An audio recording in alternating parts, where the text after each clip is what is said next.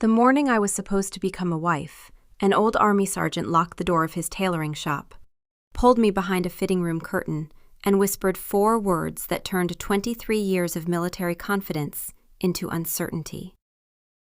"Colonel, don't come out." At first, I thought Frank Dawson was protecting a surprise. Maybe Daniel had arranged some sentimental gesture before the rehearsal. Maybe my sister had convinced him to embarrass me with flowers and speeches. For one ridiculous second, I even smiled. Then I heard the bell above the shop door ring, and Frank's face lost every trace of color. That was when I stopped believing this had anything to do with a wedding. My name is Emily Carter. I'm 46 years old, a retired Army colonel, and for most of my life I believed preparation could solve almost every problem. The Army teaches you that panic spreads faster than danger. Information saves lives. Emotion clouds judgment. Those lessons carried me through deployments, impossible deadlines, and the painful end of my first marriage. They helped me rebuild a life I thought had ended. They just never prepared me for someone who would study those same qualities and quietly turn them into weapons against me. I had spent 2 years believing Daniel Whitaker loved the woman beneath the uniform. What I didn't know was that he had spent those same 2 years learning exactly how my mind worked. He learned I hated accusing people without proof. He learned I would carry every burden myself before asking someone else to help. He learned I believed trust wasn't weakness, it was something honorable people earned. Most of all, he learned that if 2 explanations were possible, I would always choose the kinder one first. Looking back, I sometimes wonder if he fell in love with me at all, or if he simply fell in love with the kind of person he knew he could manipulate. That morning began inside Dawson's Military Tailoring, the same little shop outside Fort Liberty where generations of soldiers had trusted Frank Dawson with the uniforms they wore on the most important days of their lives. Retirements, promotions, memorial services, homecomings, weddings. Frank always said a military uniform wasn't clothing, it was memory stitched into fabric. He had been an Army sergeant before opening the shop more than 30 years earlier. By the time I met him, he already knew hundreds of officers by name, not because they were famous, but because he remembered the stories attached to every uniform that passed through his hands. When he adjusted the sleeve of my dress uniform that morning, he worked with the same careful patience he always had. Nothing about him suggested something was wrong, until the front door opened. His hand stopped, not slowed, stopped. I caught his reflection in the mirror. He wasn't looking at me anymore. He was staring toward the entrance with the expression of a man who had just recognized a threat. "Frank?" He didn't answer immediately. Instead, he quietly laid the measuring tape on the counter, as though sudden movements might somehow make things worse. Then he turned toward me. "Colonel?" His voice was barely above a whisper. "Come with me." My smile faded. "What happened?" "Please." That single word unsettled me more than shouting ever could. Frank Dawson didn't dramatize ordinary problems. If he sounded frightened, there was a reason. He led me behind the fitting room curtain, pulled it closed, and looked directly into my eyes. "No matter what you hear," he swallowed, "don't come out." I frowned. "What are you talking about?" "Promise me." The request made no sense. Still, something in his expression reminded me of young soldiers moments before a mission they knew might go terribly wrong. "I promise." He gave one slow nod, then he stepped away just as the shop bell rang again. A familiar voice drifted across the room. "Frank? Tell me she hasn't picked up the uniform yet." "Daniel." I instinctively reached for the curtain. Then I stopped. Frank hadn't asked me to hide because he enjoyed secrets. He wanted me to hear something. Another set of footsteps entered. Mark Henderson. Daniel's best man. A man who had toasted our engagement in my own dining room. "Everything ready?" Mark asked. Daniel laughed easily. "Almost." His voice sounded exactly the way it always had. Warm, relaxed, trustworthy. The same voice that used to call every evening just to ask how my day had gone. The same voice that remembered the birthdays of soldiers I'd lost years earlier. Listening from behind that curtain, I realized something terrifying. Manipulation doesn't always sound cruel. Sometimes it sounds exactly like kindness. Mark lowered his voice. "So tomorrow really changes everything?" Daniel answered without hesitation. "It changes exactly what I need it to." Something inside me tightened. "What about her?" Mark asked. Daniel chuckled. "Emily?" A pause. "She'll do what she always does." "And what's that?" Another pause. Then Daniel said something I still hear in my dreams. "She'll convince herself everyone deserves the benefit of the doubt." Silence. Then he continued. "That's who she is. Even if something feels wrong, she'll spend days trying to prove she's being fair before she'll question me." Mark laughed softly. "So you're not worried?" "Worried?" Daniel almost sounded amused. "I spent 2 years learning how Emily Carter thinks." My heart stopped. "I know exactly which part of her makes decisions." Another silence. "The officer in her needs evidence before she acts. The woman in her wants to believe the best about people." He lowered his voice even further. "As long as those two parts keep arguing with each other, she'll never see the plan until it's already finished." He spoke with the confidence of someone describing a blueprint he had already tested. Not hope, not luck. Certainty. Mark let out a low whistle. "So all those questions you kept asking about her military career," Daniel laughed quietly, "they were never about the army." My pulse pounded inside my ears. They were about Emily. I stood frozen behind the curtain. Every instinct told me to step out and confront him. Every year I had spent wearing the uniform told me not to move until I understood the situation. Mark asked, "You actually studied her?"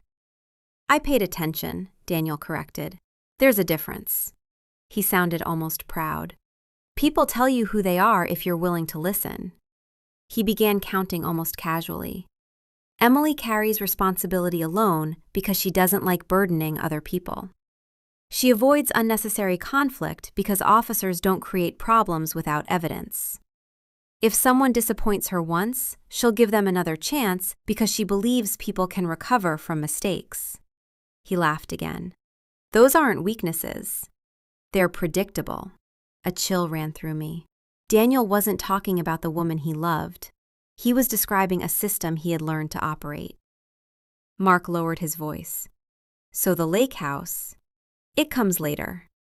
And the retirement accounts? They come when she believes we're building one future instead of two." Mark hesitated. "You really think she'll sign everything?" Daniel answered without hesitation. "She won't sign because she's careless." He paused. "She'll sign because she'll believe she's protecting our marriage." Those words hurt more than anything else I'd heard, because they were true. If Daniel had handed me papers 6 months earlier and said they would simplify our future together, I probably would have read every line. I also probably would have trusted the man sitting beside me. Daniel continued. "People think manipulation is lying. It isn't. It's learning what someone already believes and letting them walk there by themselves." For the first time in 23 years, I felt something the Army had rarely allowed me to feel. I doubted my own judgment. Had every thoughtful conversation been research? Every compliment another note in a file only Daniel could see? Had he ever looked at me with love or only calculation? Their conversation drifted to ordinary wedding details after that. Flowers, the rehearsal dinner, hotel reservations. It was almost worse. The same man who had calmly discussed my future like a business strategy was now debating cake flavors. Eventually, the shop door opened. The bell rang, then silence. I stayed behind the curtain until Frank slowly pulled it back. Neither of us spoke. He looked exhausted, not because of his age, because of the decision he had finally been forced to make. "I'm sorry, Colonel." I looked at him. "How long?" He understood the question immediately. "I've been worried for about 4 months." "Why didn't you tell me?" His shoulders sank. "Because suspicion isn't proof." Those words landed harder than he probably realized. They were the same words I had lived by throughout my career. Frank reached beneath the counter and removed a worn manila folder. I hoped I was wrong. He placed it between us. I wanted to be wrong. Inside were handwritten notes, dates, copies of receipts, and printouts of emails. Nothing dramatic, nothing illegal, just observations. The kind an old sergeant makes when something refuses to feel right. "The first time Daniel came here," Frank said quietly, "he wasn't buying anything." I looked at the first page. He asked whether retired officers usually manage their own pensions. I frowned. That could be innocent. "It could," Frank nodded. So I answered. He turned another page. A week later he came back. Another date, another visit. He wanted to know whether officers usually changed beneficiaries after marriage. My stomach tightened. "And then?" Frank hesitated. "The third visit bothered me." I looked up. He asked whether someone who spent their life following regulations usually trusted paperwork prepared by people they loved. I stared at him. "He asked you that?" Frank nodded slowly. I asked why. "What did he say?" He smiled. Frank's voice became almost distant. He said he wanted to understand how military officers made personal decisions because they were different. I closed the folder. Daniel hadn't been curious. He had been collecting intelligence. Frank leaned against the counter, his eyes fixed on an old photograph hanging on the wall. "There was another young soldier once." I looked at him. His expression changed in a way I had never seen before. "About 12 years ago," he swallowed. "She came here to have her uniform altered before leaving the service." "What happened?" "She trusted the wrong man." His voice was quiet. "He convinced her to transfer property into joint ownership before their wedding." Frank looked away. By the time she understood what he'd done, everything was legal. I remained silent. "I kept thinking something wasn't right," Frank continued, "but I never spoke because I didn't have proof." His jaw tightened. "I watched her leave this town with nothing but 2 duffel bags and a folded uniform." The shop fell silent. When Daniel started asking the same kinds of questions, he looked directly at me. I saw the same pattern. His eyes filled with regret. I couldn't save her. A long pause settled between us. But I wasn't going to stand by and lose another soldier. For the first time that morning, I understood something that frightened me even more than Daniel's betrayal. Frank hadn't hidden me because of one conversation. He had hidden me because he'd been watching a pattern slowly unfold. And if Frank was right, the most dangerous part of Daniel's plan might still be the part I hadn't discovered yet. Frank insisted I check into a small hotel on the opposite side of town. Not because he thought Daniel would become violent, because he believed intelligent people became unpredictable when carefully built plans started falling apart. That difference mattered. Daniel didn't strike me as someone who acted out of anger. He acted out of calculation. If he realized I knew the truth before he controlled the situation, he would adapt. People like him always did. As Frank drove away, he handed me the manila folder one last time. "Read everything." I looked at him. What if I'm still missing something? His answer came without hesitation. "Then don't guess." He smiled sadly. "That's what made you a good officer." The hotel room felt strangely familiar, not because I had been there before, because it reminded me of temporary command posts during deployments. One desk, one chair, one window overlooking a parking lot. Just enough space to think. I spread every document across the desk in the same way I used to organize operational maps. Dates, receipts, emails, property discussions, retirement notes. Separately, they looked ordinary. Together, they formed a pattern I couldn't ignore. My phone lit up. Daniel. I watched it ring until it stopped. A text appeared. Everything okay? Frank said you left before the final fitting. Another message followed almost immediately. I'm worried about you. 3 minutes later. Call me when you can. I love you. I stared at those 3 words. For months, they had made me feel safe. Now they sounded rehearsed. Not because they were necessarily false, because I no longer knew which version of Daniel had written them. The caring fiancé, or the man behind the fitting room conversation. Before I could decide whether to answer, my phone rang again. This time it was my sister Rachel. I answered immediately. She didn't waste time. Daniel just called me. My stomach tightened. What did he say? Rachel sighed. He sounded concerned. I remained silent. He said you're overwhelmed. Another pause. He told me you've been carrying too much pressure since retirement and that the wedding might be bringing back memories from your deployments. I slowly lowered myself into the chair. He said that? Rachel's voice became firmer. He also asked me to check on you. Because he was afraid you'd isolate yourself. The room suddenly felt colder. Daniel wasn't looking for me. He was building a story. If anyone asked why I disappeared before the wedding, they already had an answer. Not betrayal. Stress. Not manipulation. An overwhelmed retired officer struggling with change. I closed my eyes. For the first time that day, I realized I wasn't just racing to uncover the truth. I was racing against a narrative Daniel had already begun writing. Rachel stayed on the phone while I stared at the documents spread across the desk. 4. Emily. I didn't answer. I know that silence. She had known me my entire life. She knew silence meant I was trying to solve a problem before allowing myself to feel it. You're wondering if you're overreacting. I closed my eyes. I keep asking myself the same question. What question? What if I'm seeing a pattern because I'm hurt? Rachel didn't hesitate. No. I've spent 23 years telling soldiers not to accuse people without evidence. And now you have evidence. A conversation. A conversation supported by documents. I looked toward the window. What if there's another explanation? Rachel's voice softened.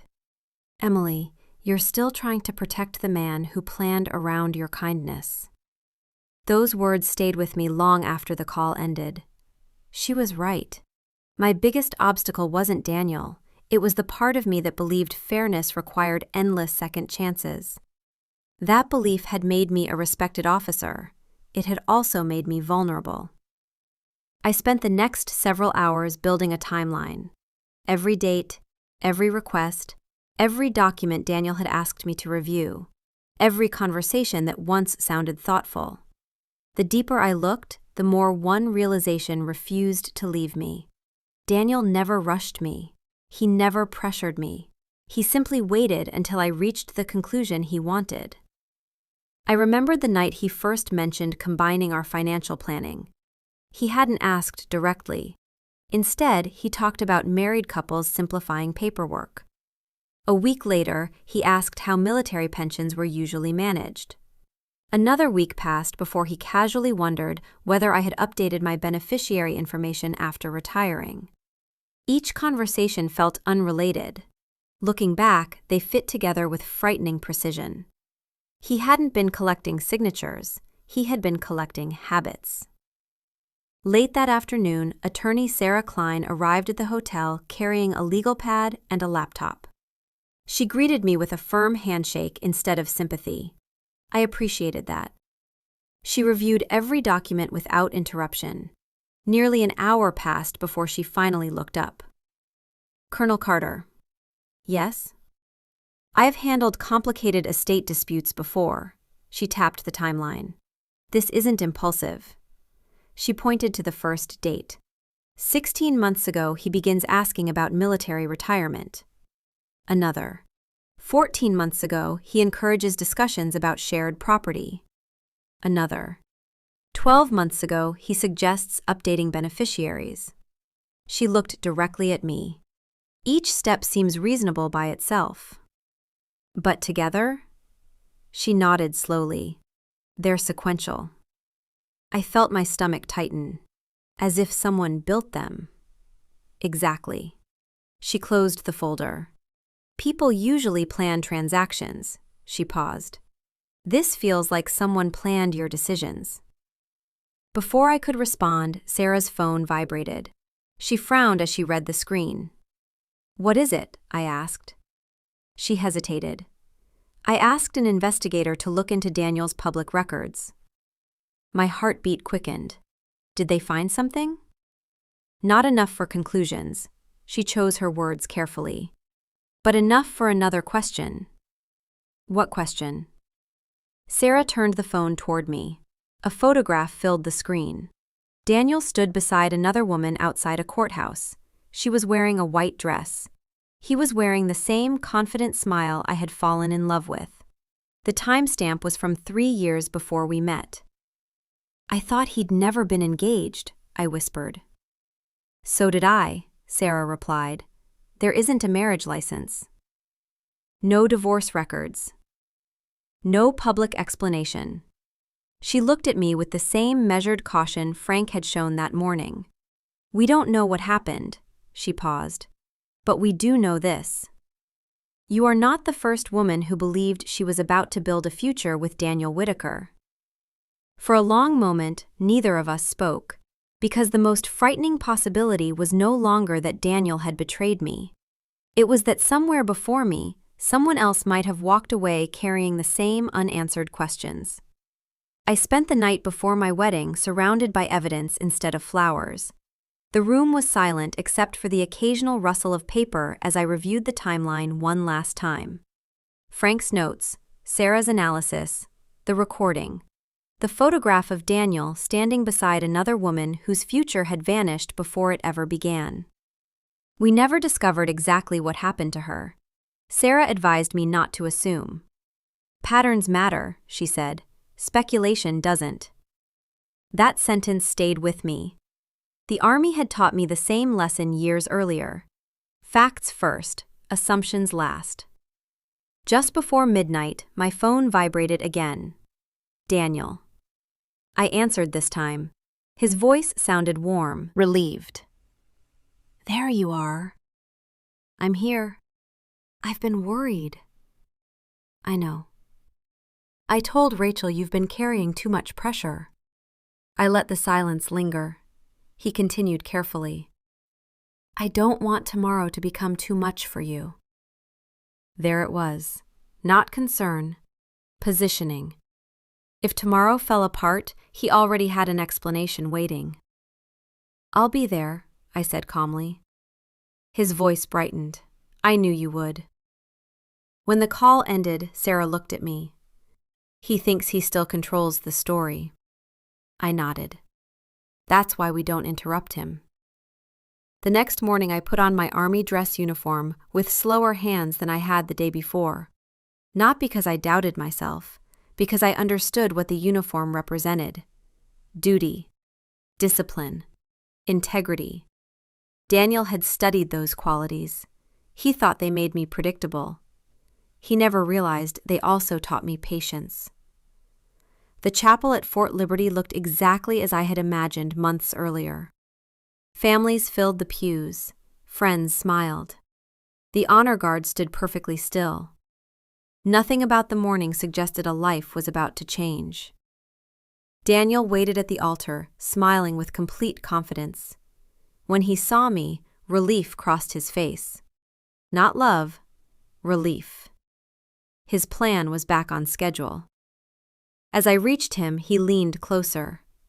I knew you'd come. So did I. He laughed softly, mistaking my answer for reassurance. The officiant welcomed everyone and began the ceremony. Every word echoed through the chapel.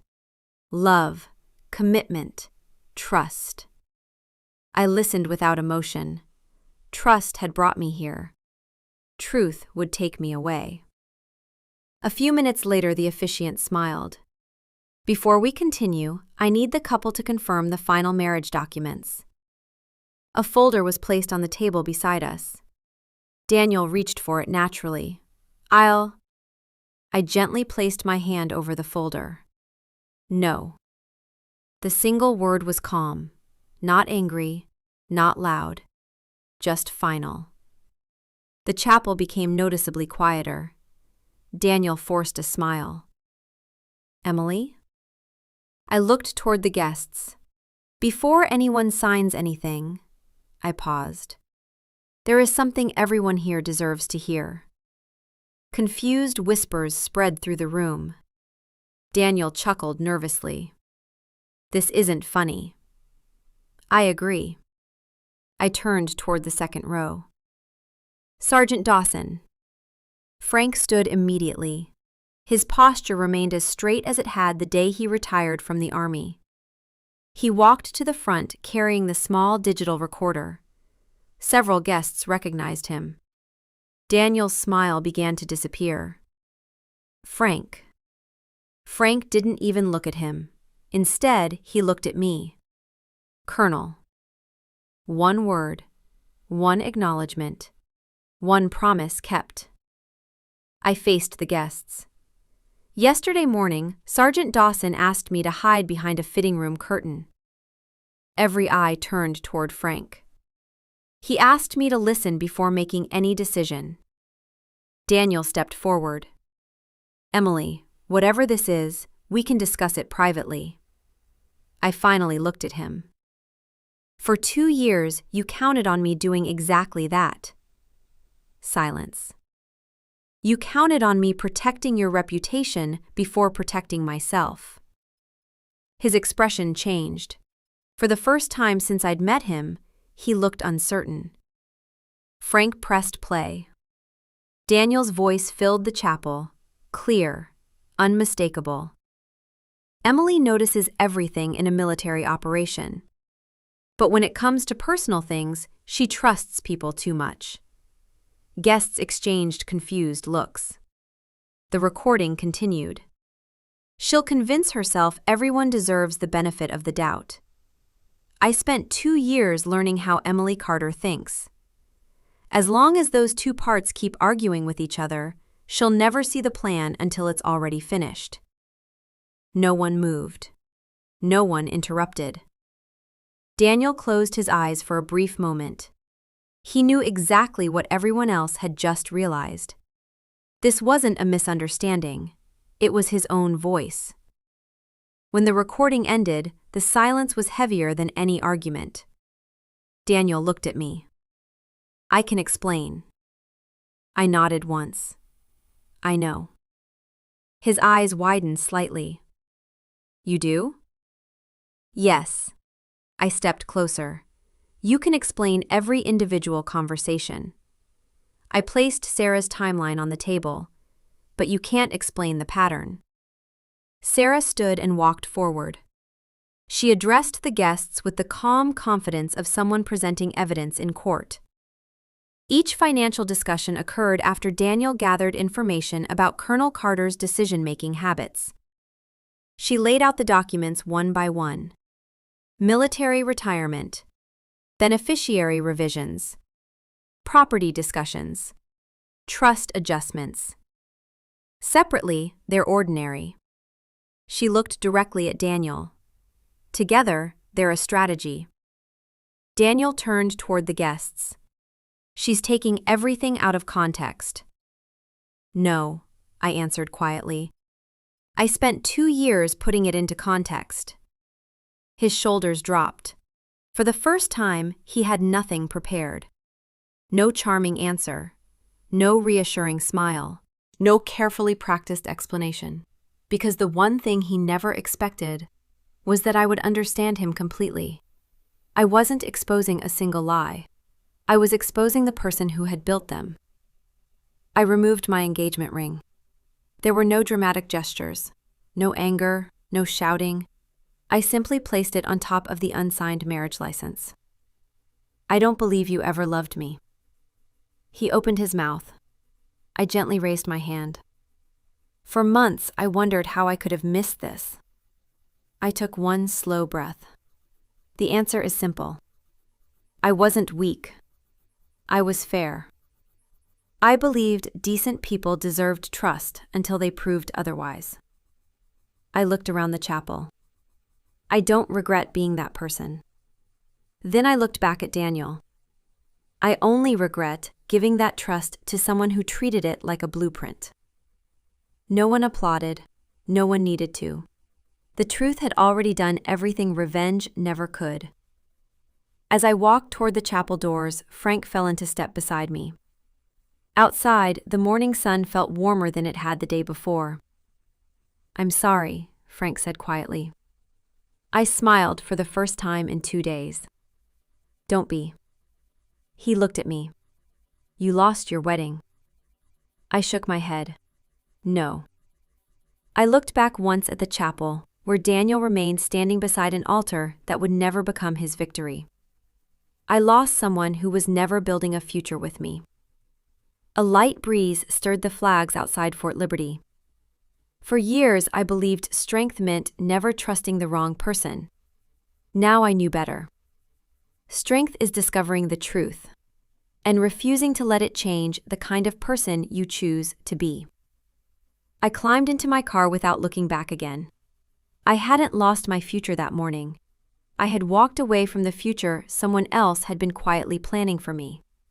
And for the first time since I met Daniel Whitaker, the next chapter of my life truly belonged to me.